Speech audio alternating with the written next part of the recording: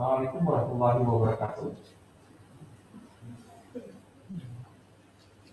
Saudara-saudara tim promotor, tim penyangga yang terdiri dari oponen ahli dan representasi guru besar, dan hadirin yang saya hormati yang hadir di streaming live YouTube, dengan mengucapkan Bismillahirrahmanirrahim.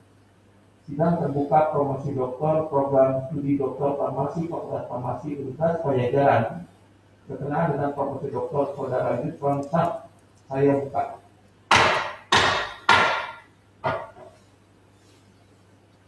Sebelum sidang ini saya lanjutkan, saya persilahkan sekretaris menyampaikan tata tertib sidang. Untuk pada sekretaris kami silakan. Tata tertib acara sidang promosi doktor dari Fakultas Farmasi Universitas Padjadjaran. Semua yang mengikuti sidang di ruang virtual utama agar tidak menyalakan mikrofon bila tidak berbicara untuk menghindari adanya background. Host akan melakukan proses mute jika ada yang menyalakan mikrofon pada saat tidak berbicara. Pada saat harus berbicara untuk memberikan pertanyaan atau menjawab pertanyaan agar memastikan mikrofon dalam keadaan unmute.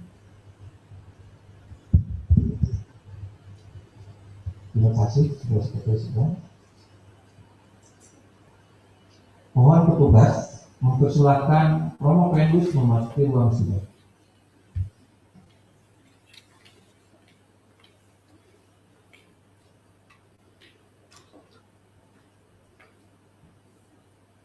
Untuk itu, saya persilakan Ketua Tim Promotor, Dr. Apoteker R55 MSI, menyampaikan pernyataan pendahuluan berkenaan dengan kesiapan Promopendus menyampaikan disertasi dan mempertahankan di hadapan sidang ini sebagai pertanggungjawaban akademik.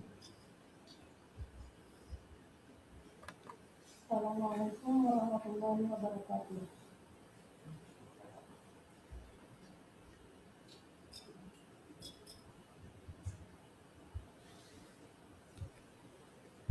Assalamualaikum warahmatullahi wabarakatuh. Pemilihan sidang, tim oponen ahli dan representasi guru besar Universitas Padjadjaran yang kami hormati, kami tim promotor saudara Yusron Sab yang terdiri dari saya sendiri Dr. Apoteker R55 MSI sebagai ketua, kemudian Apoteker Aulia Abdullah MSI sebagai anggota. Terlebih dahulu kami akan menyampaikan pesan kami kepada saudara Promopendus. Saudara Promopendus, sebentar lagi saudara akan mempertahankan disertasi yang telah saudara kerjakan. Menurut kami, saudara sudah siap mempertahankan disertasi ini, mengingat saudara telah menempuh dengan baik seluruh proses riset S3 yang terdiri dari seminar usulan penelitian, seminar kemajuan, publikasi artikel ilmiah, dan ujian naskah disertasi. Kami berharap saudara terlebih dahulu dapat mempresentasikan disertasi ini dengan baik kepada sidang yang terhormat dan kepada hadirin para tamu undangan. Presentasi ini sebagai pertanggungjawaban akademik saudara Promopendus dan kami sebagai tim promotor. Kami juga berharap saudara dapat mempertahankan disertasi ini dengan baik sebagai karya ilmiah yang dapat saudara banggakan dan pertanggungjawabkan secara keilmuan dan melaksanakan pada kehidupan di kemudian hari. Pimpinan dan anggota sidang promosi yang terhormat. Promopendus lahir di Pontianak, Kalimantan Barat pada tanggal 31 Januari 1985 sebagai anak pertama dari 3 bersaudara dari pasangan Bapak Hamzah Nur dan Ibu Hasiah. Promopendus memperoleh gelar sarjana farmasi pada tahun 2007 di Universitas Ahmad Dahlan Yogyakarta. Gelar apoteker dan magister manajemen farmasi diperoleh pada tahun 2009 di Universitas Gadjah Mada Yogyakarta. Pada tahun 2017, Promopendus tercatat sebagai mahasiswa program studi Doktor Farmasi Fakultas Farmasi Universitas Padjadjaran dengan bidang kajian utama farmakoekonomi. Selanjutnya kami serahkan saudara Promopendus kepada sidang terbuka Senat Universitas Padjadjaran berkenaan dengan promosi doktor untuk diuji. Kami akan menerima segala keputusan dalam sidang yang terhormat ini atas performa akademik Promopendus, serta kelayakan Promopendus mendapat gelar akademik tertinggi di Universitas Pajajaran ini. Terima kasih. Terima kasih Ketua Tim Promotor. Saudara Promopendus, Tim Promotor telah menyampaikan kepada sidang promosi doktor bahwa saudara telah siap untuk mempresentasikan disertasi dan mempertahankannya di hadapan sidang yang terhormat ini. Karena itu, saya persilakan saudara Promopendus mempresentasikan ringkasan disertasinya, dan saya berharap saudara menyampaikan secara ringkas dan jelas dalam waktu lebih dari 20 menit. Dalam waktu 15 menit nanti akan diingatkan oleh ketua sidang waktu dan tempat. Kami persilakan.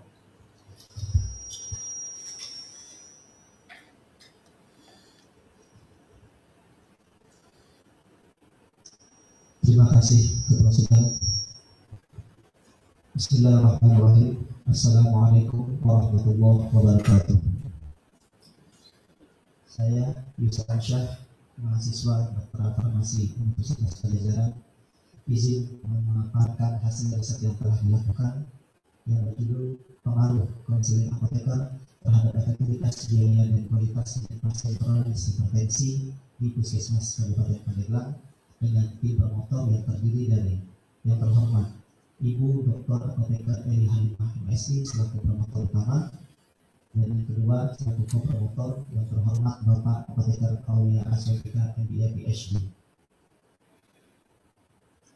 Yang saya hormati Ketua Sidang Bapak Profesor Apoteker Mutari MSI PhD, yang terhormat representasi Guru Besar Ibu Profesor Dr. Apoteker Sri Hari Sumili MS, yang terhormat para tim penguji Ibu Profesor Dr. Apoteker Keri Lestari MSI, Bapak Audi Iskandar Syah MC MSc PhD, dan Ibu Dr. Apoteker Lia Amalia MSI. Bapak Ibu yang saya muliakan, riset ini telah berjalan dari tahun 2017 hingga 2020, di mana di tahun 2017 kami melakukan studi tentang cost minimization analysis. Di tahun 2018 kami melakukan 2 kali pelatihan apoteker di Pandeglang dan di Kota Bandung, dan di tahun 2019 kami melakukan studi cost effectiveness analysis, dan di tahun 2019 akhir hingga 2020 awal kami melakukan studi cost utility analysis. Kebaruan dari riset ini merupakan riset pertama di Provinsi Banten yang membahas tentang intervensi konseling apoteker di puskesmas ditinjau dari aspek farmakoekonomi. Di dalamnya ada kajian CMA, CA, dan CUA. Bapak Ibu, berdasarkan dari data WHO 2011 dan diberikan di 2015, bahwasanya 1 miliar orang di dunia itu menderita hipertensi dan 2/3-nya berada di negara berkembang. Di antaranya adalah Indonesia, dan di antaranya pula adalah Provinsi Banten, di mana berdasarkan data dari Riskesdas Kemenkes terjadi peningkatan prevalensi penyakit hipertensi dari tahun 2007, 2013, dan di 2018. Tak terkecuali juga di Kabupaten Pandeglang yang saat riset ini berjalan masuk dalam 2 dari 8 kabupaten kota yang tertinggal. Data dari Dinas Kesehatan Kabupaten Pandeglang menyatakan bahwa hipertensi menjadi penyebab nomor 1 kematian di Kabupaten Pandeglang untuk kategori penyakit tidak menular. Analisis awal yang dilakukan adalah salah satu penyebab diantaranya karena belum optimalnya peran apoteker di puskesmas. Saat riset ini berjalan, belum semua puskesmas ada apoteker, dan jika pun ada apoteker masih berfokus pada pengelolaan perbekalan farmasi. Padahal kita tahu bersama bahwasanya saat itu Permenkes nomor 74 2016 tentang fiber pelayanan kefarmasian sudah mulai dilakukan, di mana tugas apoteker itu adalah fokus pada pengelolaan perbekalan farmasi dan juga pelayanan kefarmasian. Di antara farmasi yaitu farmasi klinik yang merupakan tugas dan kewenangan dari apoteker adalah melakukan konseling sesuai dengan PNK tersebut. Sehingga rumusan masalah pada riset yang kami lakukan adalah yang pertama, bagaimanakah profil biaya penggunaan obat antihipertensi di puskesmas Kabupaten Pandeglang sejak era JKN 2014. Yang kedua, bagaimana dampak dari pelatihan apoteker terhadap tingkat pengetahuan apoteker terkait konseling dan terapi antihipertensi di puskesmas Kabupaten Pandeglang.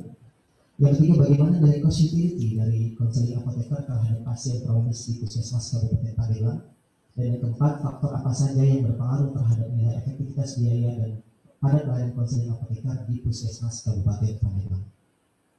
Tujuan dari penelitian yang pertama untuk mengetahui profil biaya penggunaan obat antihipertensi di Puskesmas Kabupaten Pandeglang sejak era JKN, untuk mengetahui dampak dari pelatihan apoteker terhadap tingkat pengetahuan apoteker terkait konseling dan terapi antihipertensi Puskesmas Kabupaten Pandeglang. Yang ketiga, untuk mengetahui dan menginterpretasikan nilai cost utility dari konseling apoteker terhadap pasien prolanis di Puskesmas Kabupaten Pandeglang. Dan yang keempat, untuk mengetahui faktor yang mempengaruhi nilai efektivitas biaya pada pelayanan konseling apoteker di Puskesmas Kabupaten Pandeglang. Kegunaan dari riset ini secara teoritis, riset ini dapat dijadikan referensi khususnya di bidang farmakoekonomi dan farmasi klinik mengenai pengaruh adanya pelayanan konseling apoteker terhadap manajemen profil pengobatan, biaya pengobatan, dan outcome-nya pada pasien hipertensi kronis di Puskesmas Kabupaten Pandeglang. Dan kegunaan secara praktis, bagi Puskesmas dan Dinas Kesehatan akan mendapatkan profil biaya penggunaan obat pada pasien hipertensi dan mengetahui efektivitas biaya manajemen pengobatan hipertensi di Kabupaten Pandeglang sejak era JKN, serta peningkatan kualitas hidup pasien kronis dengan adanya penerapan pelayanan konseling oleh apoteker. Di BPJS juga akan mendapatkan data yang komprehensif terkait program konseling apoteker di Puskesmas dari aspek biaya, efektivitas, untuk kemudian memutuskan apakah intervensi konseling tersebut dapat masuk ke dalam sistem pelayanan kesehatan bagi pasien hipertensi kronis di Puskesmas Kabupaten Pandeglang. Bapak Ibu yang saya muliakan, hipotesis dari riset ini yang pertama adalah biaya penggunaan obat antihipertensi sejak era JKN sudah minim ditinjau dari aspek minimalisasi biaya. Yang kedua, pelatihan dapat meningkatkan pengetahuan apoteker dalam pelayanan kefarmasian. Yang ketiga, pelayanan farmasi klinik atau konseling apoteker merupakan intervensi yang cost efektif. Dan yang keempat, faktor yang berpengaruh terhadap efektivitas biaya pelayanan konseling apoteker adalah kualitas hidup pasien dan juga biaya obat, dengan didukung oleh 12 premis untuk membentuk 4 hipotesis tersebut. Bapak Ibu, sampel yang digunakan dalam riset tersebut ada kriteria inklusi dan mulai pasien usia selama dengan lebih dari 15 tahun, pasien menderita hipertensi dan menerima obat antihipertensi, pasien terdaftar di Prolegnas BPJS, memiliki data rekam medik yang lengkap, dan juga mendapatkan pelayanan konseling dari apoteker. Sedangkan kriteria eksklusi yaitu pasien dengan tekanan darah yang sudah terkendali dan tidak mengikuti pelatihan sampai selesai. Penelitian sampai selesai maksudnya. Dalam riset ini Bapak Ibu terdapat atau digunakan 4 instrumen atau 4 kuesioner. Yang pertama adalah alat ukur konseling apoteker, tata laksana terapi hipertensi, di mana keduanya ini digunakan untuk apoteker pada saat pelatihan. Dan yang ketiga adalah tingkat kepatuhan pasien dengan menggunakan MARS dan juga quality of life dengan menggunakan Eurocontrol DFL. Yang kedua, instrumen ini digunakan pada pasien. Bapak Ibu, ini alur penelitian yang dilakukan pada riset saya. Yang pertama, kita pengajuan izin dan juga melakukan informed consent. Sembari kita melakukan kajian cost beneficial analysis, lalu kita bagi menjadi 2 grup perlakuan dan juga grup kontrol, di mana keduanya kita ukur di pengukuran awal, lalu di grup perlakuan kita berikan intervensi konseling, dan di akhir kita lakukan analisis data. Dan untuk menjaga aspek kesetaraan, keadilan, dan juga syarat etik, kita juga tetap melakukan konseling bagi apoteker puskesmas yang sudah terlatih untuk memberikan konseling kepada pasien yang di grup kontrol. Secara ringkas, bisa dalam yang sudah dilakukan yaitu ada 16 puskesmas dengan 96 pasien prolanis, 48 pasien di kontrol, dan 48 pasien di eksperimen atau intervensi di 8 puskesmas, 8 puskesmas, dengan dilakukan 4 pertemuan dengan apoteker. Dan nanti akan dilihat penurunan tekanan darah dan juga peningkatan kualitas hidupnya, dan nanti kita hubungkan juga dengan aspek biaya. Hasilnya adalah seperti berikut Bapak Ibu. Yang pertama, dari cost beneficial analysis, hasilnya sudah terpublish di jurnal JAPER ketiga Scopus. Dengan hasil ini dapat kita lihat bahwasanya penggunaan obat 90% yang terbanyak di Kabupaten Pandeglang dari tahun 2014 itu adalah Captopril dan lainnya. Di 2015-2016 terjadi perubahan paradigma dari Captopril menjadi Amlodipine. Kalau kita lihat dari segi biaya, memang pembiayaannya ini kita lihat masih bersifat fluktuatif, tetapi berpotensi untuk naik terus setiap tahun. Karena kalau kita lihat dari biaya per defined daily dose-nya, maka terjadi peningkatan di tahun 2015 dan 2016, walaupun terjadi penurunan, tetapi apa istilahnya itu desainnya ataupun berpotensi mengalami kenaikan di tahun-tahun berikutnya. Hasil yang kedua adalah hasil dari pelatihan apoteker Bapak Ibu. dan ini sudah terpublish juga di jurnal JDPT di 3.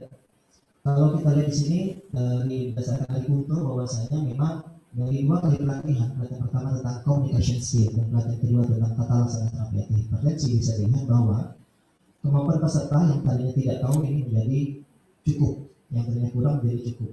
Nah, yang terpenting dari pelatihan ini adalah kita ingin membuat apoteker itu kemampuannya menjadi merata dan seragam sehingga ketika melakukan intervensi konseling hasil yang didapatkan tidak bias.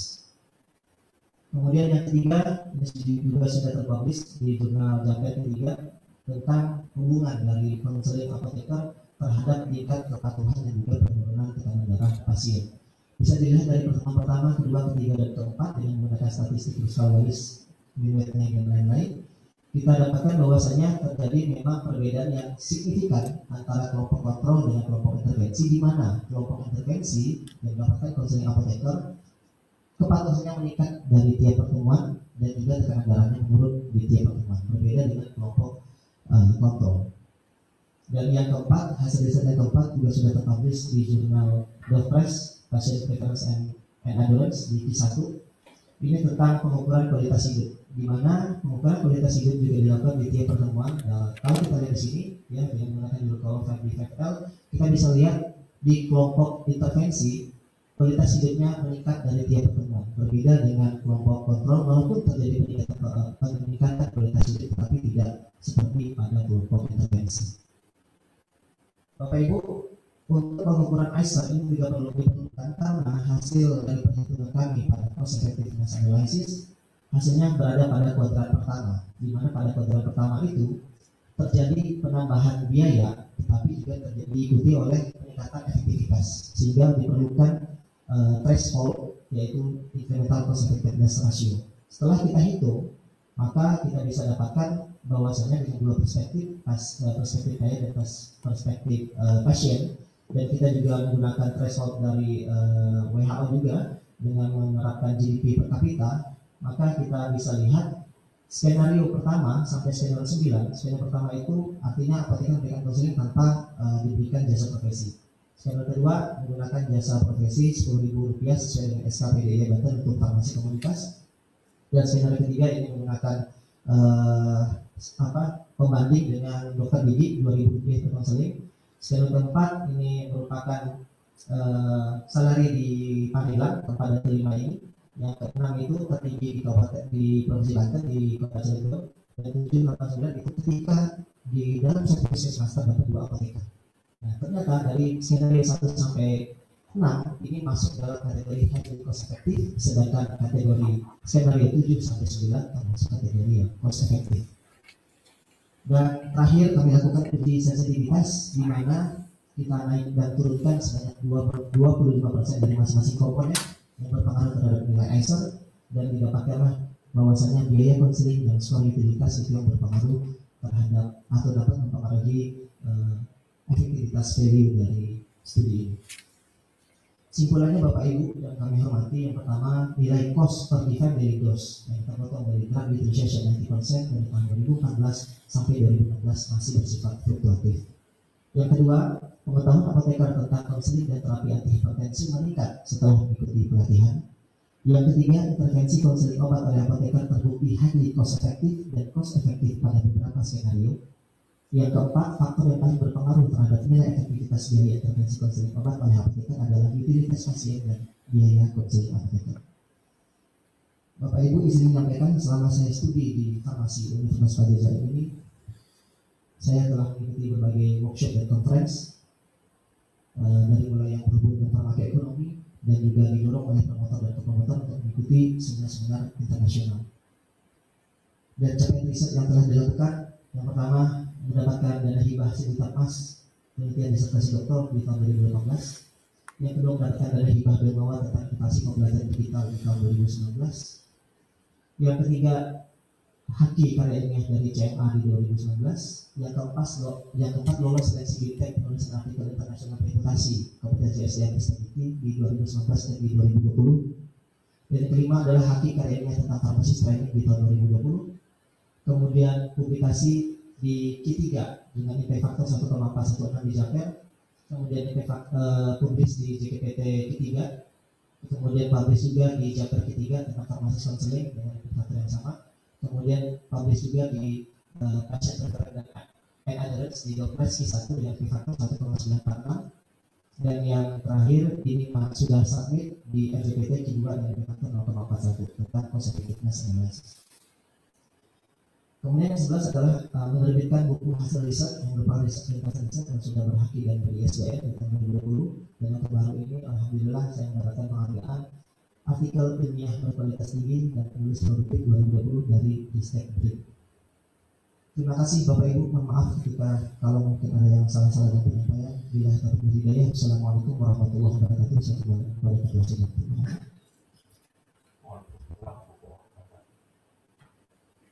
Terima kasih atas pemaparannya. Pada kesempatan ini saya ingin menanyakan pada tim penguji, yaitu komponen ahli, pendiri penyandang dan representasi guru besar. Apakah saudara dapat menerima presentasi dari saudara Fornopendus dan melanjutkan sidang ini? Saya tanya satu-satu. Pertama pada Menteri dari luar, itu Dr. Apotekari Amalia. Iya, Pak Mutaredi, saya setuju. Oke. Kemudian Ibu Prof. Dr. Apotekari Sari. Bapak Apotekari Aulia, Bapak Aulia Standards and Recommendation. Terima kasih. Saudara Fornopendus, seperti yang Anda dengarkan bahwa dengan telah diterimanya presentasi saudara, maka menjadi tugas saudara untuk dapat mempertahankan disertasi ini di hadapan sidang yang terhormat ini. Karena itu, saya persilahkan saudara Apotek Dr. Eli Halimah MSI selaku koordinator untuk mengajukan pertanyaan untuk pertama kali. Terima kasih Ibu Sidang.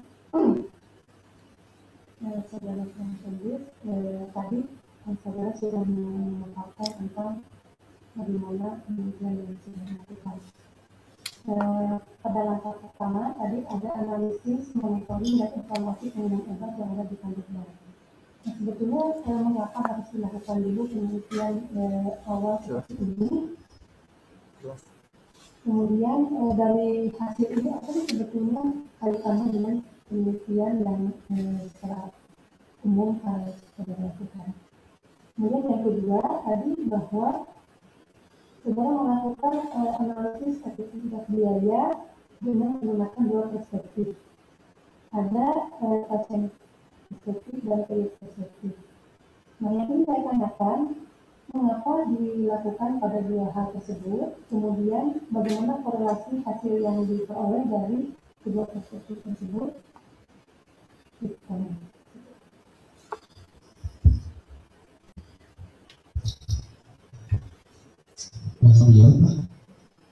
Ya, baik, terima kasih pada Ibu Dr. Eli Halimah.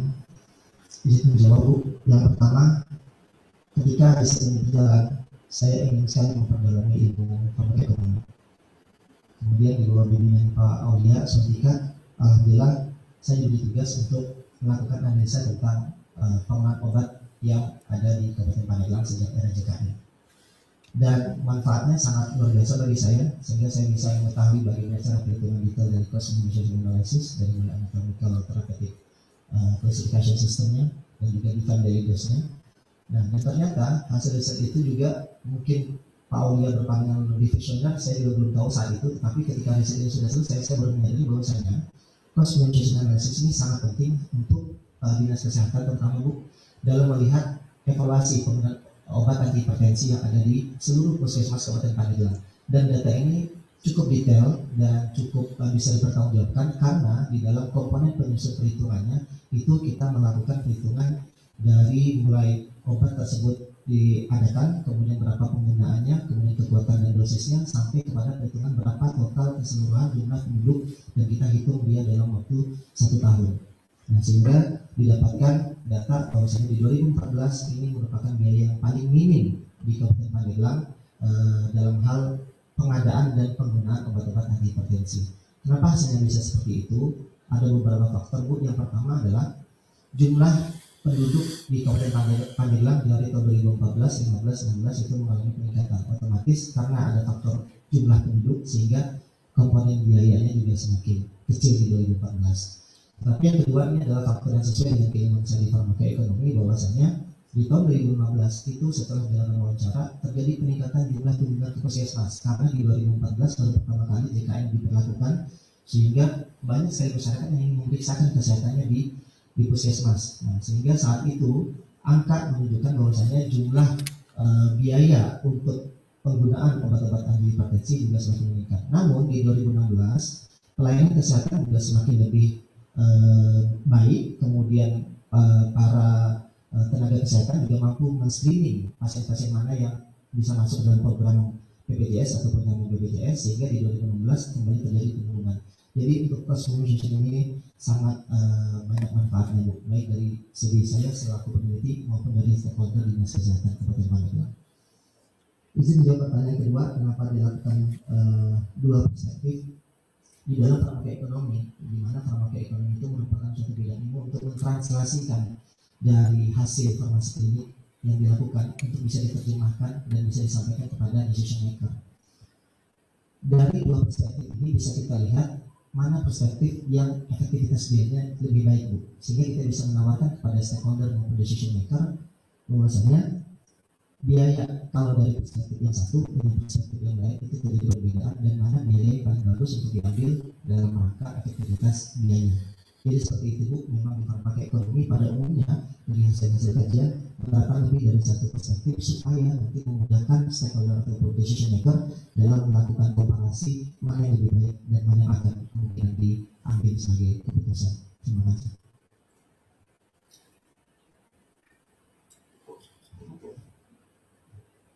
Terima kasih kepada Ketua Tim Promotor.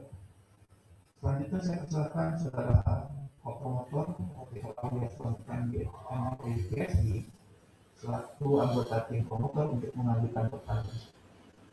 Terima kasih Bapak Pimpinan Sidang. Pertama saya ucapkan selamat kepada saudara promotor sudah sampai pada tahap ini dengan pencapaian yang luar biasa. Ada dua poin yang ingin saya diskusikan dengan saudara promotor. Yang pertama adalah dalam studi yang dilakukan oleh saudara promotor, incremental cost effectiveness ratio dihitung dalam beberapa skenario dan kesimpulannya ada yang cost efektif dan ada juga yang lebih cost efektif. Yang ingin saya diskusikan adalah bagaimana relevansi hasil studi tersebut dengan situasi praktek pelayanan kefarmasian di Indonesia. Silakan dijawab dulu, saudara promotor.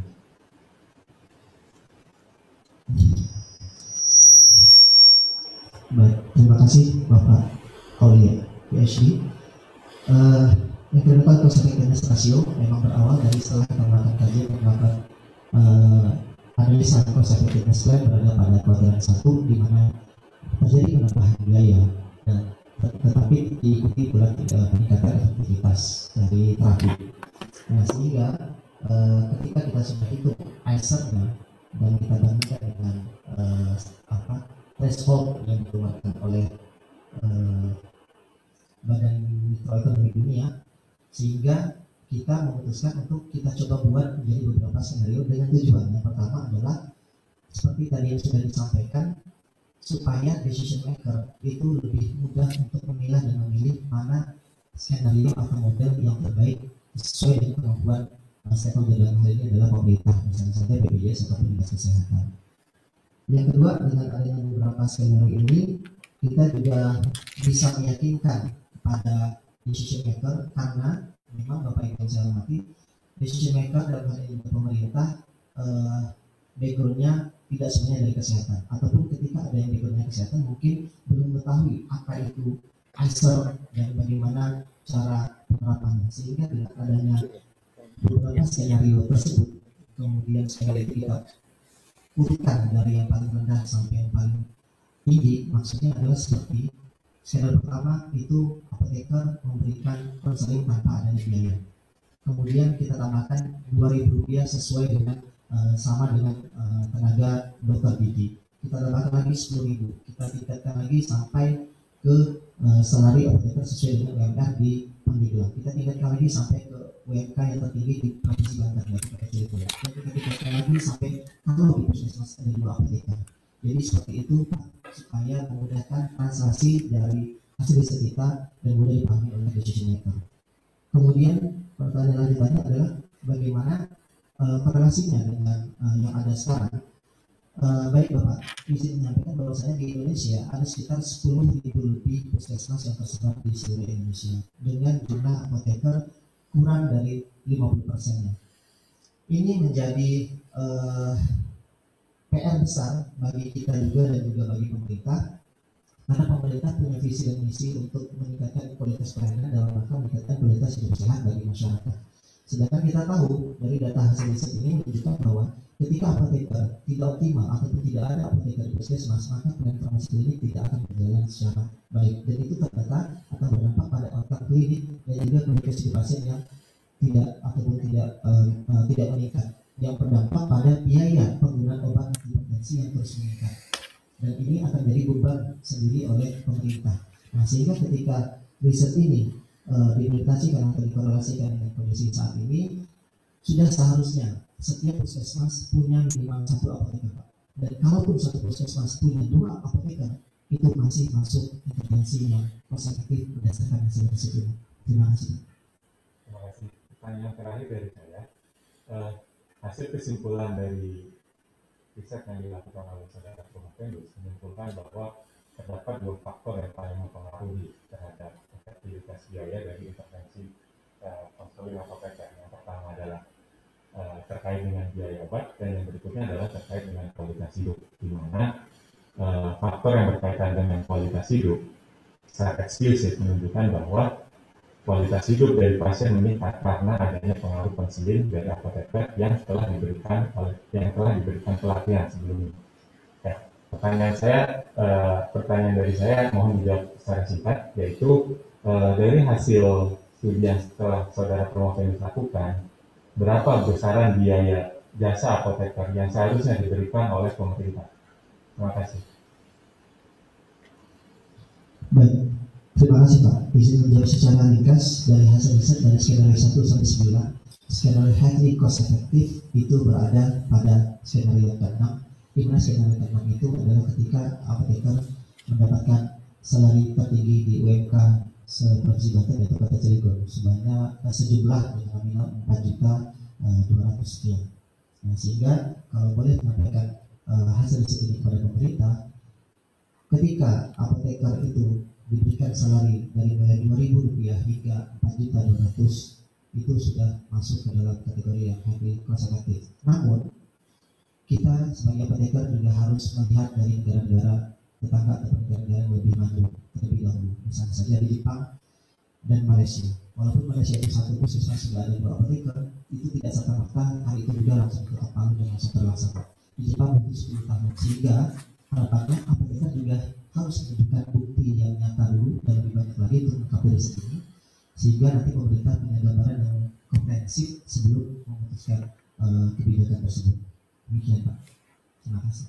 Terima kasih. Saya kembalikan pada pimpinan bidang. Terima kasih kepada tim promotor. Selanjutnya kita beralih pada tim penyangga. Kesempatan yang pertama saya persilakan pada saudara Dr. Profesor Lia Amalia MSI selaku oponen ahli untuk mengajukan pertanyaan, sanggahan dan atau bantahan-bantahan.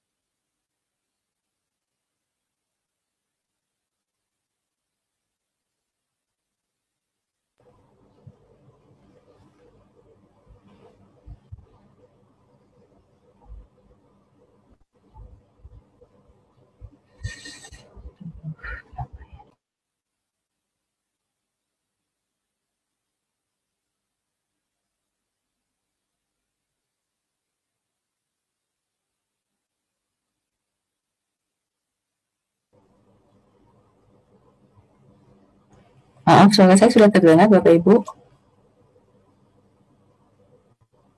Halo.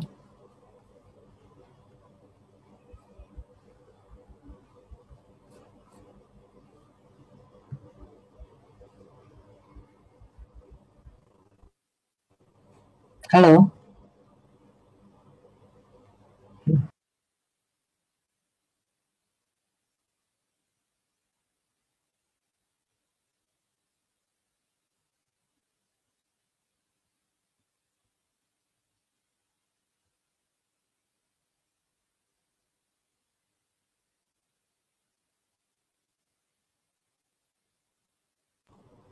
Ya, baik. Maaf, ini saya tidak bisa mendengar suara dari sana, tapi mungkin Bapak Ibu dan Bung Fendus bisa mendengar pertanyaan dan konfirmasi saya. Baik, pertama selamat pada saudara Yuskansyah ya, sudah mencapai tahap ini dan dengan berbagai macam pencapaian yang sudah didapatkan.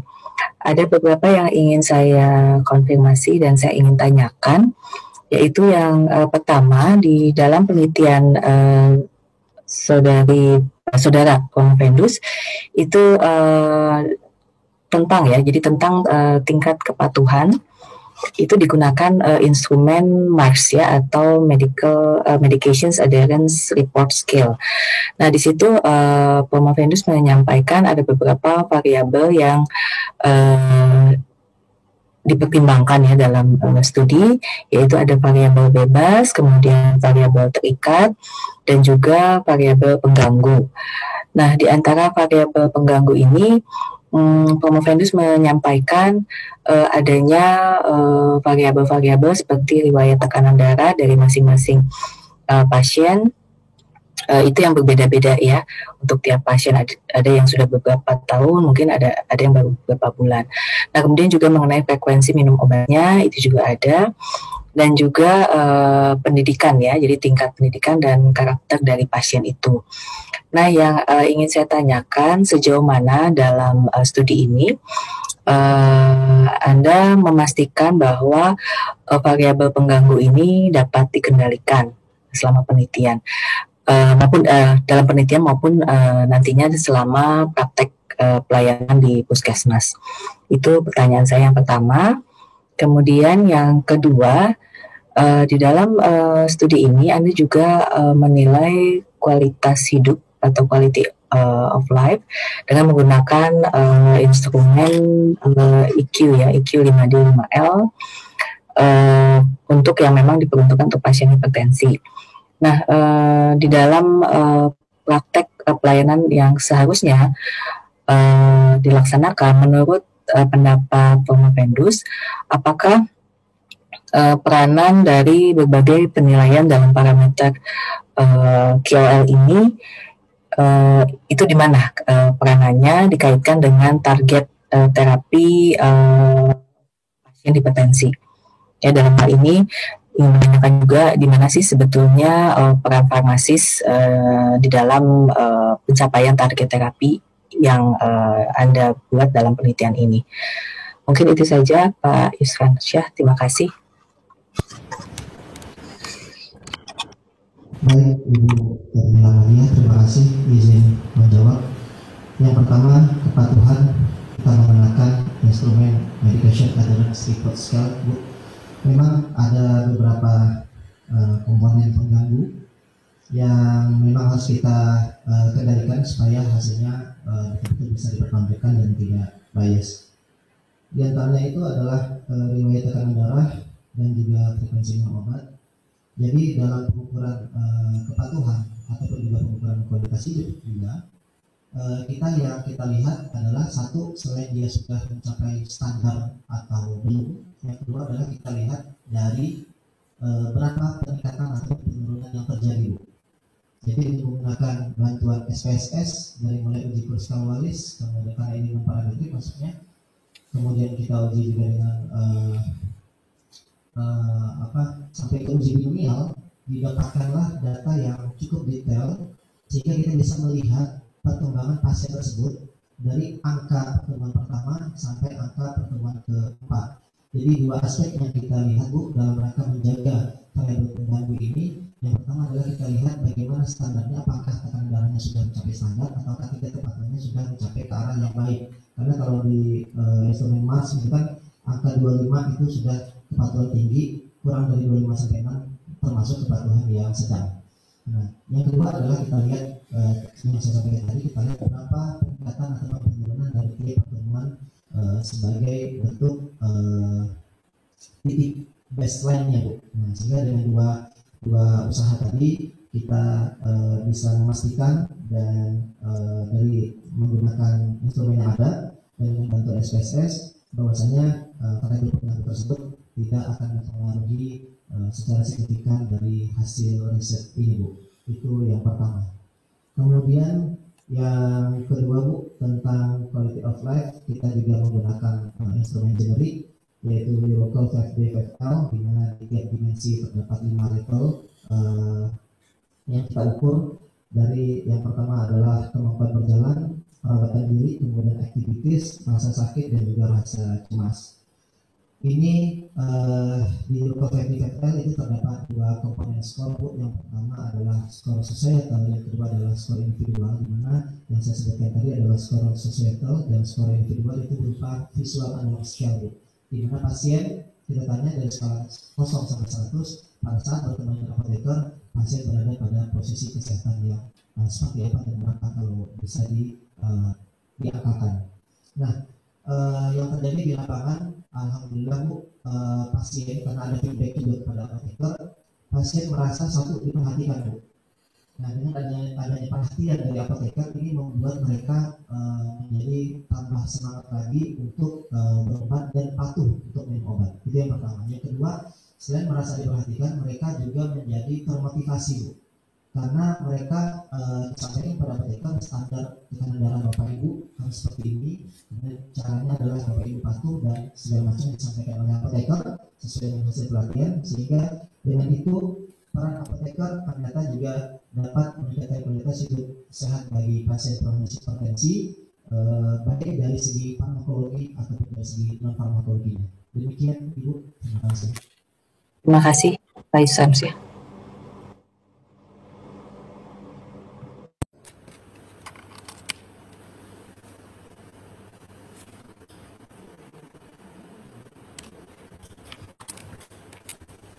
Baik. Saya lanjutkan dan saya silakan pada saudara Profesor Dr. Ferry Lestari dan MS selaku oponen ahli untuk mengajukan pertanyaan, sanggahan atau bantahan.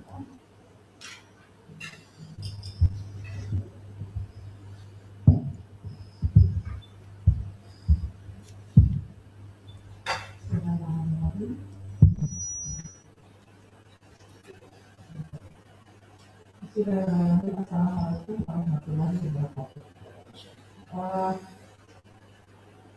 Sejawat Wismansyah, sebelumnya saya ucapkan selamat atas pencapaian yang membanggakan ini. Namun karena posisi saya sebagai oponen ahli dan ada sedikit tanya yang disampaikan, maka ini saya bertanya. Intinya adalah untuk mengetahui lebih dalam mengenai keunggulan dari riset ini. Dalam riset ini dinyatakan bahwa ada komponen untuk pelatihan apoteker di Puskesmas Kabupaten Pandeglang. Jadi tidak semua apoteker yang terlibat di dalam kampung ini. Yang terlibat dalam kampung ini, apakah semua wajib mengikuti pelatihan? Ya, oke. Tujuannya untuk apa pelatihan tersebut? Yang pertama, untuk meningkatkan pengetahuan dan kemampuan apoteker sebelum mereka memberikan intervensi konseling. Yang kedua, dari segi riset supaya hasilnya betul-betul bisa dipertanggungjawabkan dan juga bisa tidak bias Bu. Karena apoteker itu sebagai masyarakat sebelum memberikan intervensi konseling kemampuannya merata Bu setelah pelatihan. Baik. Berarti kalau apoteker yang tidak ikut pelatihan, kemampuannya di bawah ini. Dari 2 kali pelatihan dengan adanya pre dan post test, saya bisa jawab iya Bu. di bawah ini. Berarti dengan pelatihan ini ada manfaat untuk meningkatkan kemampuan apoteker untuk melakukan konseling, terutama dari sisi konseling untuk pasien mengalami psikoterapis di puskesmas di Kabupaten Kabupaten. Jika demikian, maka apakah yang menjadi pengaruh dari efektivitas biaya dan kualitas hidup pasien itu apakah konseling apotekernya atau pelatihannya? Ya, baik Bu. Karena yang melakukan konseling adalah apoteker yang telah dilatih dari 2 kali pelatihan, maka memang ini mempunyai korelasi Bu. Jadi apoteker yang mendapatkan konseling dan dia sudah apoteker yang memberikan konseling dengan sebelumnya dia sudah mendapatkan pelatihan, maka itu dapat berdampak pada efektivitas biaya dari pengobatan hipertensi. Demikian. Saya ingin ini jawaban yang jelaskan. Jadi apakah pengaruh konseling apotekernya ataukah pengaruh dari pelatihan apoteker untuk melakukan konseling terhadap efektivitas biaya dan kualitas hidup pasien yang tersebut? Lebih dominan konseling apoteker. Lebih dominan dari konseling apoteker. Kalau lebih dominan dari konseling apoteker, maka tanpa pelatihan itu bisa, namun mungkin hasilnya di bawah dari yang dilakukan oleh riset ini. bisa, tapi kita di bawah bisa pilih. Jadi berikan apa kalau gitu? Karena kalau riset ini dari 9 skenario kan dalam skenario 1 dan 6 itu highly cost effective. Kan memang saya tidak melakukan yang lain, tetapi ada kemungkinan kalau apoteker yang belum terlatih melakukan konseling, hasilnya mungkin skenario yang 1 skenario mungkin tidak highly cost effective, tapi mungkin cost effective atau mungkin di bawah. Baik, sekarang saya balik lagi ke sana. Jadi yang berpengaruh yang mana? Pelatihannya, posisinya, atau konseling apotekernya? Untuk mencapai hasil seperti yang tadi memang pelatihan apoteker. Terima kasih. Nah, dengan demikian, misalkan disimpulkan bahwa apa yang harus dilakukan, langkah-langkah, kalau nggak salah dengan dosen seperti PBIA ya, Iya. atau pengurus PBIA itu ya kan salah satu saya. Jadi apa yang dilakukan langkah-langkah oleh asosiasi profesi untuk meningkatkan peran dari apoteker tersebut mendampingi pasien kronis sebagai fase implementasi strategis atau finalisasi dari temuan riset ini untuk diimplementasikan dalam peran apoteker untuk masyarakat. Baik, Prof. Kelly izin menjawab.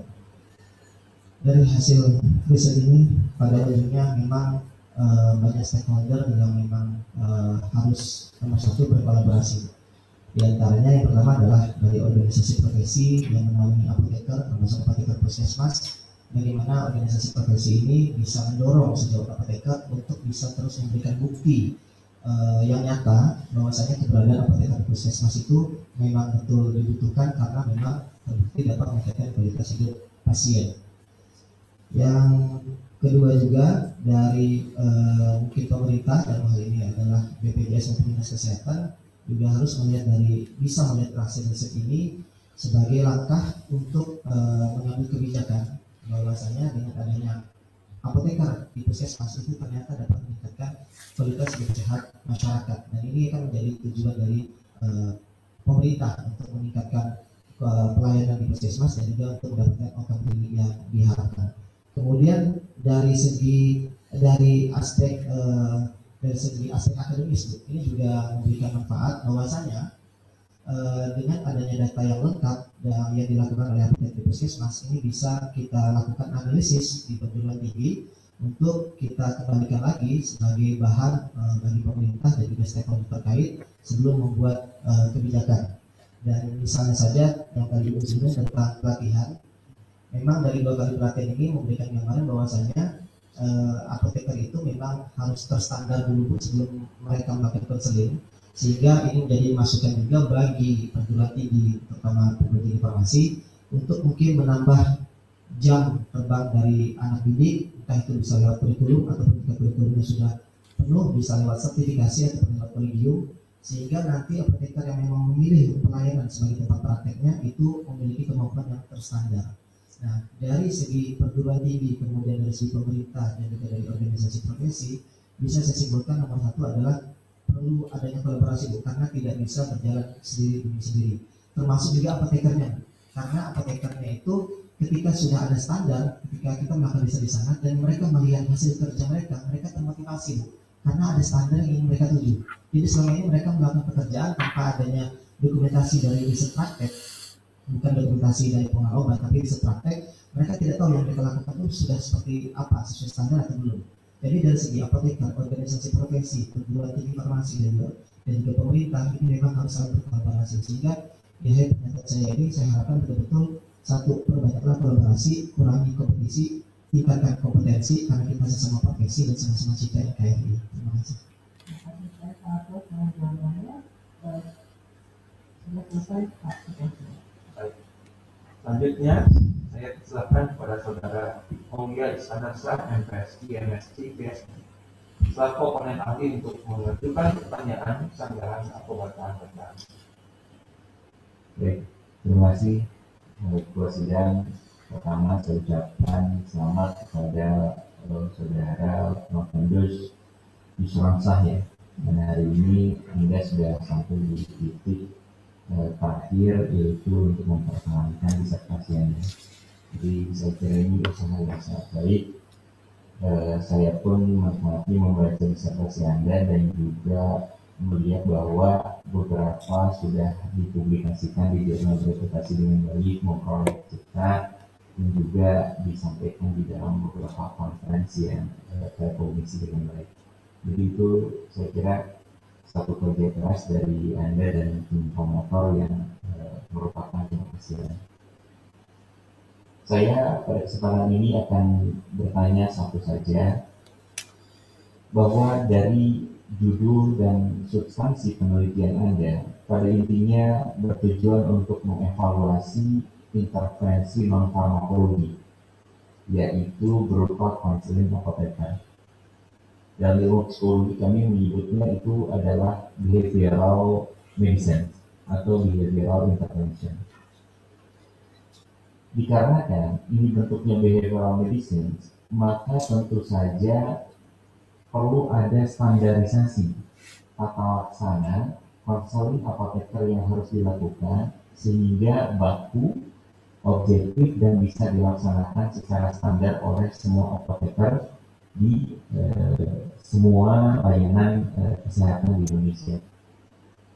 Oleh karena itu saya ingin bertanya, bagaimana pandangan Anda dari penelitian yang sudah Anda lakukan? Apakah itu bisa diekstrapolasi lingkupnya tidak hanya di Pandeglang saja dengan membuat standarisasi dari tata laksana yang sudah Anda hakikan tadi itu menjadi arahan atau menjadi pedoman yang akan diberlakukan di tingkat nasional? Mungkin itu pertanyaan saya. Silakan.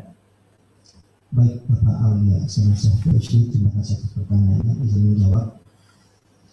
Memang evaluasi yang dilakukan ini adalah evaluasi non-farmakologi yang tujuan mengubah behavioral tadi, dan pelatihan juga yang diikuti oleh apoteker harus terstandar, sehingga kita saat itu, kalau izin boleh menjelaskan kronologisnya, kita melakukan pelatihan dengan adanya masukan dari Dinas Kesehatan. Sebelumnya kita melakukan FGD dengan Dinas Kesehatan Kabupaten Pandeglang, bahwasanya aspek yang sangat dibutuhkan oleh apoteker di Pandeglang itu adalah communication skill dan juga tata laksana terapinya. Sehingga kita mencari pusat studi yang ada di Indonesia, dan kita dapatkan pusat studi dari Yanfar Farmasi Unpad ini untuk menjadi fasilitator untuk pelatihan. Alhamdulillah pelatihan berjalan sangat lancar dan sukses sesuai dengan harapan, dan apoteker juga menjadi terstandar dan merata kemampuannya sebelum melakukan intervensi konseling kepada pasien. Nah, teori dari Kirkpatrick tentang 4 levels evaluation model Pak tahun 98 seperti yang Bapak jelaskan juga, itu tentang evaluasi terhadap efektivitas program pelatihan atau training itu mencakup 4 level. Yang pertama adalah reaction, yaitu customer satisfaction. Jadi pelatihan yang terstandar itu menurut kami bisa memenuhi kriteria seperti ini. Jadi ketika sudah pelatihan baik itu pre maupun post, Pusdi Yanfar 4 selalu memberikan feedback kepada peserta pelatihan bahwasanya bagaimana pelatihan ini tentang pesan dan kesan dan juga apa evaluasi ke depan, dan reaction dari semua peserta dari 2 kali pelatihan itu sangat puas Pak dengan adanya pelatihan tersebut. Nah, ini menjadi langkah awal bahwasanya pertama peserta harus merasakan senang dulu dan merasakan manfaatnya. Kemudian lanjut yang kedua adalah learning, terjadi peningkatan knowledge dan juga skill dari peserta. Dan ini sudah dibuktikan dengan hasil riset ini bahwasanya apoteker yang melakukan konseling dengan sebelumnya diberikan pelatihan itu dapat meningkatkan kualitas hidup, meningkatkan darah dan juga meningkatkan kepatuhan pasien kronis hipertensi. Dan yang ketiga adalah tentang faktor eksternalnya, yaitu tentang behavior yang tadi Bapak sampaikan. Setelah riset ini selesai, apakah apoteker tersebut tetap melakukan hal serupa di tempat prakteknya? Nah, ini yang perlu kami kaji lagi Pak. Kalau jika memang apoteker masih melakukan hal yang serupa, maka memang betul pelatihan tersebut nyata dampaknya. Apalagi kalau sudah masuk sampai ke aspek yang keempat, yaitu result, di mana behavior dan result ini betul-betul dapat berjalan minimal 6 bulan sampai 1 tahun, dan dampaknya juga seperti riset yang sudah dilaksanakan itu menandakan bahwasanya pelatihan tersebut sudah terstandar dan juga apoteker yang mengikuti pelatihan tersebut juga sudah terstandar.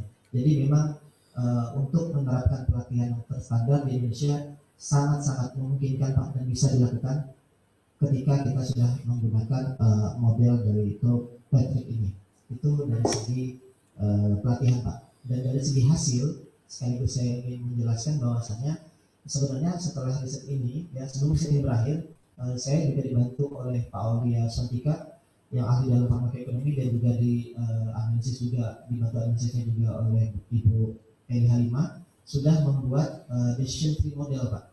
Jadi adalah model analisis pohon keputusan di dalam farmakoekonomi yang dimana itu bisa diekstrapolasikan untuk kota, kabupaten, bahkan provinsi yang lainnya ketika menerapkan komponen-komponen yang sama pada saat riset ini berjalan. Mungkin ini akan kami kembangkan dan akan kami ajukan juga kepada stakeholder terkait. Terima kasih. Excellent. Saya puas dengan jawaban saudara. Saya kembalikan ke ketua sidang. Terima kasih saudara presentasi. Selanjutnya saya persilakan kepada Profesor Dr. Apotekasi Adi Sindri, MSI, selaku representasi guru besar untuk mengajukan pertanyaan sanggahan atau bacaan pertama. Terima kasih atas kesempatan yang diberikan. Assalamualaikum warahmatullahi wabarakatuh. Saudara, para hadirin, pertama-tama saya ucapkan selamat karena saudara sudah sampai pada tahap sidang promosi program doktor farmasi dengan beberapa pencapaian yang sangat baik. Namun saya juga ingin bertanya kualifikasi berkaitan dengan penelitian saudara. Ada 2 pertanyaan yang akan saya sampaikan. Yang pertama adalah mengenai latar belakang penelitian ini. Saudara membeli pasien kronis hipertensi karena penyakit hipertensi ini harus minum obat terus-menerus, dan ada pernyataan yang mengatakan bahwa seandainya tidak minum obat terus-menerus, maka kemungkinan 5 kali lebih besar terkena serangan stroke. Nah, pertanyaan saya adalah penyakit yang juga harus mengalami menggunakan obat terus-menerus itu kan banyak selain hipertensi. Kenapa memilih ini? Kemudian pertanyaan yang kedua adalah terkait dengan hasil penelitian saudara yang tadi juga dikatakan dalam sebagai kebaruan, yaitu tentang hubungan antara konseling dengan kepatuhan dan sebagainya itu di daerah Pandeglang. Nah, terkait dengan daerah Kabupaten Pandeglang ini yang penelitian saudara ini sosiodemografinya yang berbeda dengan daerah lain, terutama dari tingkat pendidikan responden yang bisa pada tingkat sekolah dasar. Nah, apakah hasil penelitian ini yang bisa dijadikan patokan atau gambaran atau bisa dijadikan untuk berlaku di seluruh Indonesia?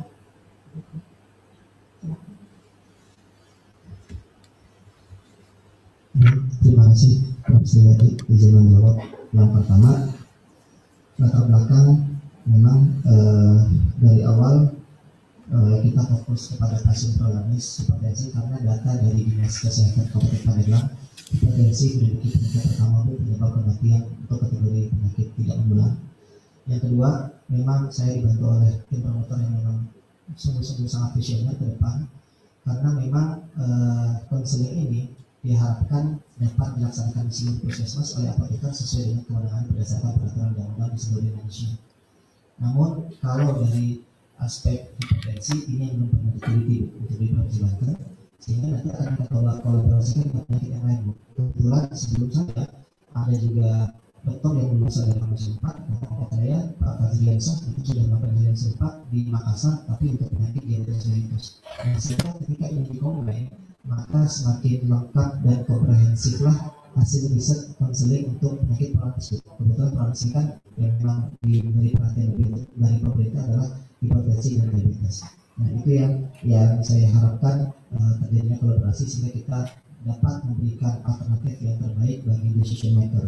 Yang kedua, tadi saya ingin menyinggung juga yang disampaikan oleh Prof. Yadi tentang dampak hipertensi ini. Memang betul sekali. Jadi alasan kedua kenapa hipertensi ini diambil karena memang data dari WHO juga hipertensi penyebab kematian nomor 1 juga di dunia, karena memang dampaknya bisa ke arah stroke dan penyakit jantung, ginjal dan yang lain. Sehingga waktu itu karena saya mengambil farmakoekonomi, apa yang bisa saya berikan untuk profesi maupun negeri yang saya cintai ini. Jadi ketika pasien prolaris hipertensi tekanan darahnya itu tidak terkontrol, maka dia akan selamanya atau terus menerus dalam waktu yang kurun yang lama gitu ya, itu berada pada prolaris, program prolaris karena penyakit kronis, dan ini akan berdampak pada pembiayaan yang dikeluarkan oleh pemerintah dan hal ini adalah BPJS. Dampak kedua, kalaupun dia tidak terkontrol tekanan darahnya dan berdampak pada terjadinya komplikasi, maka pasien tadi pasti akan dirujuk dari FKTP menjadi FKTL, di mana ketika sudah dirujuk dengan penyakit yang lebih besar, lebih berat, maka biayanya pun yang dikeluarkan oleh pemerintah akan makin besar, dan ini akan menjadi beban bagi pemerintah. Sehingga harapan saya dengan hasil riset ini adalah kita menjaga betul agar pasien tadi bisa tidak lagi masuk kategori prolaris dengan tekanan darahnya terkontrol, sehingga dapat mengurangi beban pemerintah dalam hal pembiayaan, dan juga pasien juga tidak akan dirujuk dari FKTP ke FKTL, dan ini juga akan menjadi saving yang sangat baik bagi pemerintah. Seperti itu untuk yang pertama, Bu. Yang kedua, kebaruan memang izinkan saya bercerita di Pandeglang itu dari Kementerian Desa Tertinggal dari tahun 2015 sampai 2019, Pandeglang masuk 2 dari kota kabupaten dari 8 kabupaten kota yang ada di Provinsi Banten masuk daerah tertinggal. Nah, dengan tingkat pendidikan yang juga tidak atau belum tinggi, kemudian jumlah apoteker saat itu, Bu, hanya ada 3 orang apoteker PNS di tahun 2016 sampai 2017 ketika riset ini baru dimulai. Kemudian dari situ, walaupun riset ini masih mentah, namun organisasi profesi pada saat itu IAI Pandeglang mengajak saya riset ini untuk kita konsulkan kepada Dinas Kesehatan dan juga kepada anggota dewan serta sampai ke tingkat bupati. Dan alhamdulillah kita bisa meyakinkan, walaupun riset ini belum selesai, kita bisa meyakinkan pemerintah daerah Kabupaten Pandeglang, dan di 2018 awal dibuka supporting staff, artinya apoteker yang memang diberikan salary dari pendapatan daerah Kabupaten Pandeglang.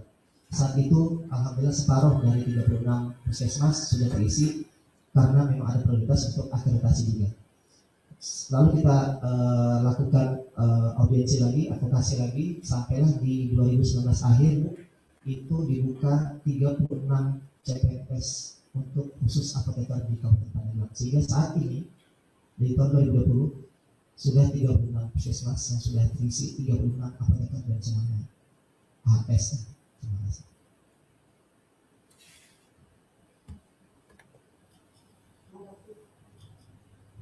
Terima kasih.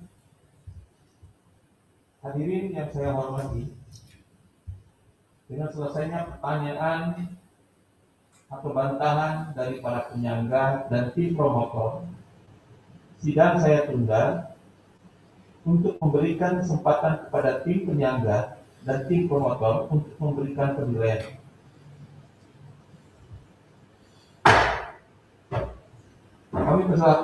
Selanjutnya kami persilakan tim penyangga dan tim promotor untuk memberikan penilaian di ruang virtual rapat pendahuluan. Saudara Promopendu serta para hadirin yang menyaksikan secara live melalui channel YouTube dipersilakan untuk menunggu di sini dan di stream masing-masing. Pada para promotor dan penyangga, kami persilakan untuk memasuki ruang sidang pendahuluan.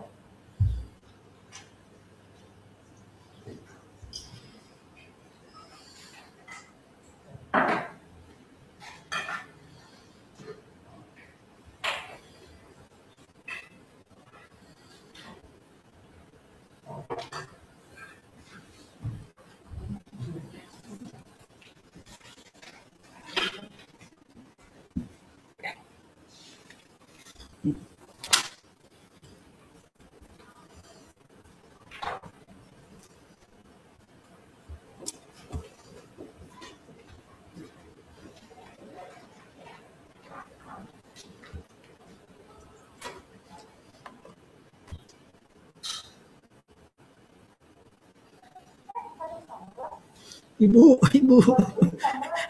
tak akan dicukur. Ya. Aku mau nyampein bahwa protokol informasi itu begini. Bagi siapa?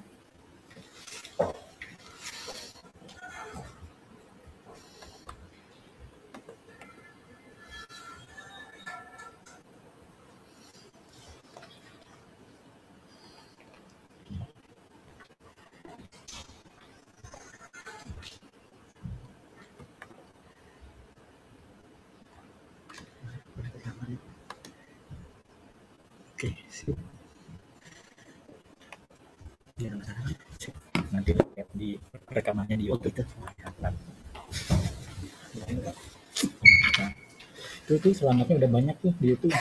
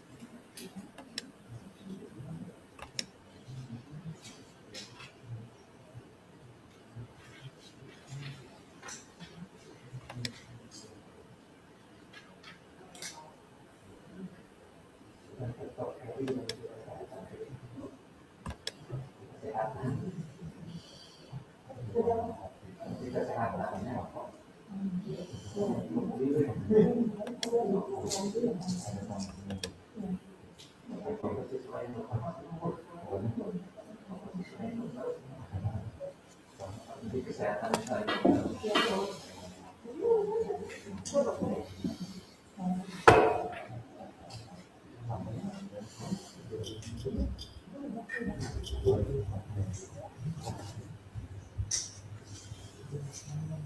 Baik, saudara tim promotor dan tim penyangga serta hadirin yang saya hormati, sidang saya buka kembali.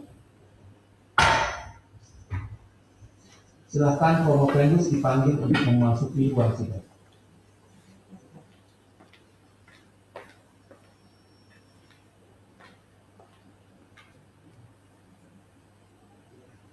Saudara Promopendus, pimpinan dan anggota sidang telah melaksanakan rapat penilaian tentang disertasi saudara. Berdasarkan nilai-nilai yang saudara raih dalam rangkap mata kuliah, nilai ujian naskah disertasi dan sidang promosi doktor yang diselenggarakan pada hari ini, maka kami menyatakan bahwa saudara lulus dengan yudisium ujian. Oleh karena itu, sesuai dengan tradisi akademik, mulai hari ini saudara berhak menggunakan gelar doktor. Atas nama Rektor Universitas Pajajaran kami mengucapkan selamat. Ucapan selamat juga disampaikan kepada keluarga saudara yang selama ini mendukung upaya saudara meraih gelar akademik tertinggi. Mudah-mudahan keberhasilan saudara ini akan membawa keberhasilan lainnya di masa yang akan datang. Hendaknya disadari bahwa gelar doktor bukan sekedar menambahkan 2 huruf di depan nama saudara, tetapi membawa tanggung jawab untuk senantiasa mengembangkan ilmu pengetahuan, khususnya bidang ilmu yang saudara punya, untuk disumbangkan bagi kesejahteraan bangsa dan negara. Perlu diketahui, ijazah doktor tidak disediakan pada sidang kali ini, tapi diserahkan nanti pada upacara wisuda Universitas Pajajaran yang akan datang. Oleh karena itu, sebagai bukti kelulusan saudara dalam sidang promosi doktor ini, kami serahkan sertifikat kelulusan sidang promosi doktor atas nama saudara Dr. Apoteker Yusransa.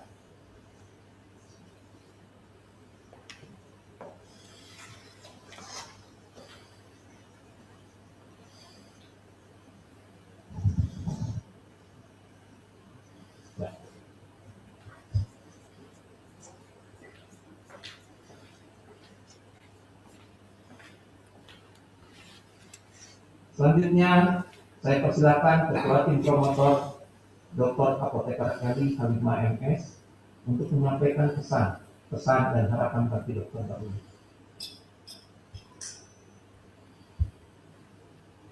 Bismillahirrahmanirrahim.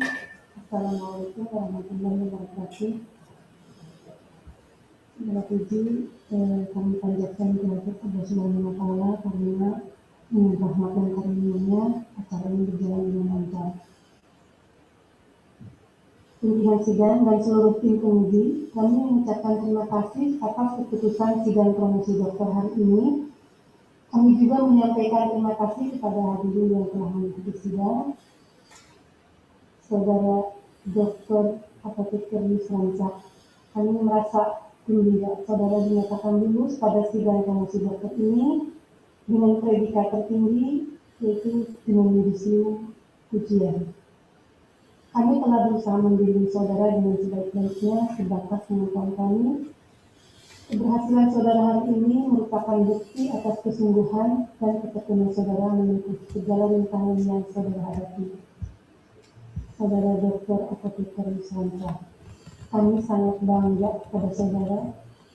Jadi karena peristiwa ini merupakan sejarah terpenting dalam hidup saudara yang patut untuk dikenang.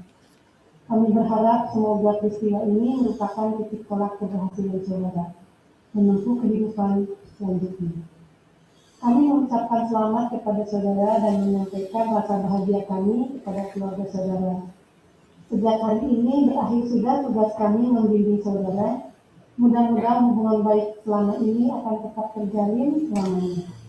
Kami sangat berharap saudara tetap menjaga integritas saudara sebagai alumnus Universitas Pajajaran. Harapan kami agar gelar doktor yang diraih memberikan impact yang kuat bagi peningkatan kualitas pemanfaatan diri bagi diri sendiri dan juga masyarakat luas dengan tetap rendah hati. Sekali lagi kami mengucapkan terima kasih kepada pimpinan sidang dan seluruh anggota sidang yang terhormat. Terima kasih juga kami sampaikan kepada Rektor Universitas Pajajaran yang telah menunjuk dan mempercayai kami sebagai tim promotor saudara. Kami tim promotor, Dr. Apoteker Ferry Halimah MSc sebagai ketua dan Apoteker Aulia Tuantika MBA PhD sebagai anggota. Assalamualaikum warahmatullahi wabarakatuh. Terima kasih.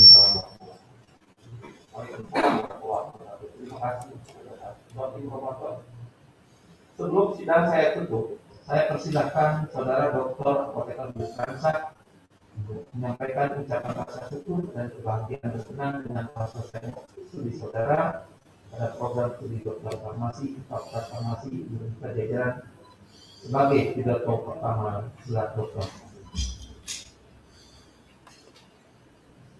Terima kasih kita sudah izin saya untuk sujud syukur sejenak.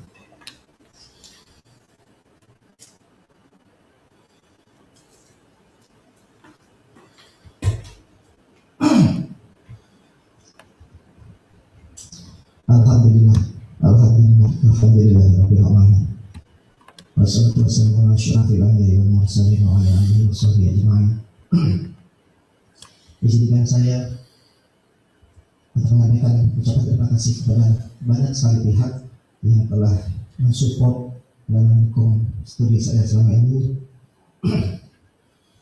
Yang pertama adalah almarhum Ahmad Fuad Afdal PhD, Ketua ISPA Indonesia, yang telah berkenan mengikuti perkembangan penulis dari mulai usulan riset hingga seminar kemajuan. Kepada almarhumah Apoteker Dewi Zayati Efam, apoteker puskesmas yang terlibat di dalam penelitian menjadi orang pertama yang menggunakan hasil intervensi konseling kepada saya.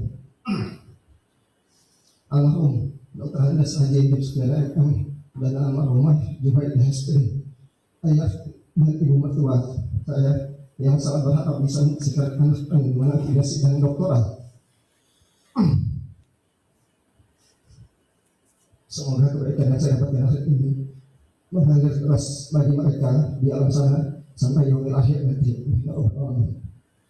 Yang berikutnya saya ucapkan terima kasih kepada Ibu Dr. Apoteker Ferry Halimah selaku ketua tim promotor yang telah menyediakan waktu penulis bersama juga promotor yang luar biasa, Bapak Apoteker Aulia Tuantika MBA PhD. Saya dapat banyak pengalaman dan ilmu yang sangat luar biasa dari kedua pembimbing saya. Hanya Allah yang mampu membalas kebaikan Bapak Ibu semua. Berikutnya saya juga mengucapkan terima kasih kepada Bapak Profesor Dr. Apoteker Ahmad Subarnas, Bapak Apoteker Profesor Apoteker Mutalibi MSc PhD, dan Ibu Profesor Dr. Apoteker Sri Adi Sumiwi MS selaku Ketua Sidang Usulan Kemajuan Hasil Riset serta representasi guru besar saat pengumuman doktor atas bimbingan arahan dan bantuannya sehingga semua tahap bisa saya lalui. Kepada yang saya ucapkan terima kasih juga kepada Ibu Profesor Dr. Apoteker Ferry Bestari MSI, Bapak Aulia Iskandar SMC MSc PhD, dan Ibu Dr. Apoteker Lia Amalia MSc selaku penelaah yang telah memberikan banyak arahan dan masukan kepada saya, sungguh luar biasa. Yang berikutnya saya juga ucapkan terima kasih kepada Ibu Profesor Dr. Apoteker Ajeng DT MSI dan juga Ibu Dr. Apoteker Alia Nur Hasanah selaku dekan dan juga selaku ketua program studi Dokter Farmasi Unpad. Terima kasih atas bantuannya selama ini dan motivasinya sehingga saya dapat tetap terjaga semangatnya selama studi di sini. Dan juga kepada para dosen farmasi Unpad Saya luar biasa hari ini saya umumkan semua dosen farmasi Unpad adalah yang terbaik. Pak Sandra, Pak Yoga, Pak Bayu, Pak Angga, Pak Nasrul, Pak Arif, Pak Ian, Bu Irma, dan semua staf farmasi Unpad yang telah membuat saya dapat menjaga dan meningkatkan semangat selama masa studi ini baik dalam kegiatan seni, olahraga, ataupun keilmuan akademik. Kepada Bapak Dr. Andes Haji Adi Sunario MM dan Ibu Dr. Ade Hajah Enok Maswati MM selaku pembina dan Ketua Yayasan Salsabila Multikarya Banten serta Ibu Fatihati SSTMK selaku Ketua Stika Salsabila Serang yang semuanya telah mendukung penuh studi doktoral saya. Kepada Bapak Haji Nasuha dan Haji Suhendra SP selaku pemilik Ukut Asobah Herbal Pandeglang yang telah memberikan kemudian bagi saya selama masa studi ini. Kepada Bapak Dr. Andes Apoteker Nurul Falah Edi Parian, Bapak Dr. Andes Apoteker Fendri Rustam dan Bapak Apoteker Ahmad Sofan Empam selaku Ketua Pengurus Pusat, Sekretaris Jenderal Pengurus Pusat dan juga Ketua Pengurus Daerah Banten Ikatan Apoteker Indonesia yang telah banyak membantu dan mendorong saya untuk menyelesaikan studi doktoral ini. Kepada Ristek IKTI yang telah membiayai riset ini dalam skema penelitian disertasi doktor. Kepada BPJS Kota Serang yang telah banyak membantu saya untuk melengkapi data apapun yang saya butuhkan. Kepada Kepala Dinas Kesehatan, Kepala Puskesmas yang seluruh apoteker yang berpraktek di Puskesmas yang ada di seluruh Kabupaten Pandeglang. Kalian yang terhebat, yang terbaik, yang telah bersedia memberikan izin, mendukung, dan terlibat aktif dalam riset ini. Hanya Allah yang akan mampu membalas kebaikan sejauh semua. Yang utama dan pertama, kepada kedua orang tua saya yang tercinta, Bapak Hamsyah Nur dan Mama Hasiah, yang telah mengasuh saya dari mulai kecil hingga saat ini. Puncak gelar tertinggi akademik ini di antaranya saya sembahkan untuk beliau berdua. Keberhasilan saya menyusun disertasi ini terlepas dari doa yang tak pernah putus dalam setiap sudutnya. Dan tadi pagi presentasi saya yakin ibu saya sedang sempat hadir di rumah. Dan yang tersayang terkasih tercinta kepada Apoteker Sofi MSc MSc Dr. Kandidat selaku istri yang senantiasa mendampingi saya dalam riset ini. Terima kasih atas perhatian, pengertian, doa dan dukungannya agar penulis selalu kuat dalam perjuangan yang sangat menantang ini. Kepada kedua anak saya, Syahzad Arfila Ramadhani dan Syahzad Mumtaz Al-Farisi yang sering merasakan kondisi harus menerima di mana ayahnya memiliki waktu terbatas untuk bermain dengan mereka selama menempuh pendidikan ini. Insya Allah semoga setelah ini ada waktu lebih untuk kalian. Dan yang terakhir, kepada seluruh rekan sejawat program doktoral farmasi Unpad, tetap semangat. Insya Allah pasti ada jalannya dan Allah akan bimbing kita semua. Terima kasih telah memberikan semangat, kebersamaan dan motivasi selama ini. Dan terakhir, pimpinan sidang izinkan saya membaca rasa syukur dan kesan-kesan saya selama studi doktoral di S3 Farmasi Unpad ini. S3 itu ada momen yang manis, yang mana kalau mengingatnya membuat kita tersenyum tipis. S3 itu ibarat obat berat di awal perjuangan namun indah di akhir pengorbanan. S3 di kampus Jatinangor Farmasi, di sudut kota ini, tempat meletakkan cita dan asa, tempat yang tak banyak berubah dan kenangan pun tak akan berpindah. Momen yang manis di S3 itu ialah ketika kita dituntut paksa untuk dewasa dan belajar untuk tidak tertekan, dan akhirnya kita bisa dan kita mampu buktikan. Tapi ada waktu yang memang kita hanyut pada episode di mana harapan kadang tak sesuai dengan kenyataan. Terus jalani saja kawan, kelak kau akan sampai pada akhir perjalanan. Tidak perlu semua harus terlaksana dalam satu waktu, pelan-pelan saja. Jalan masih panjang, nikmati, semua masih bisa terjadi. Tetaplah tenang dan terus memberi terang dari setiap apa yang kau tempuh, karena pasti ada doa dari jauh, dalam harap yang bersimpuh dari orang-orang yang kau rindu. Bak nostalgia dan kenangan S3 yang manis menambah keyakinan bahwa ilmu tak akan pernah habis dan terkikis. Meski kadang harus dijemput dengan perjuangan miris, namun terselimut dengan sikap optimis.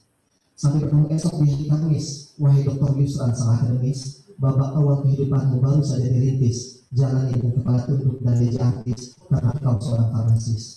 Hai kau Apoteker Yusran, tugas beratmu saat ini bukan hanya sekedar menjadi seorang dokter baru, tapi bagaimana kau bisa buktikan bahwa ini baru dokter.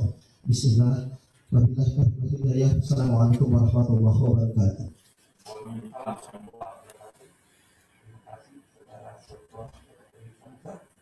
Dengan mengucapkan syukur kehadirat Allah Subhanahu wa Ta'ala dan terima kasih kepada para tim promotor dan tim penyangga serta hadirin sekalian, sidang dinyatakan selesai dan ditutup.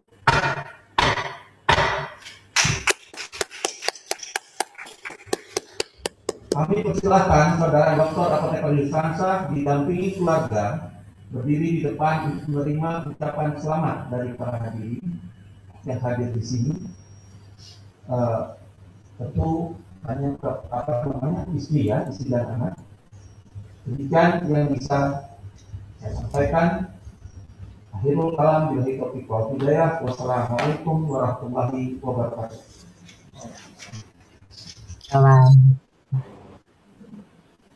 Selamat Pak Yus Hamzah.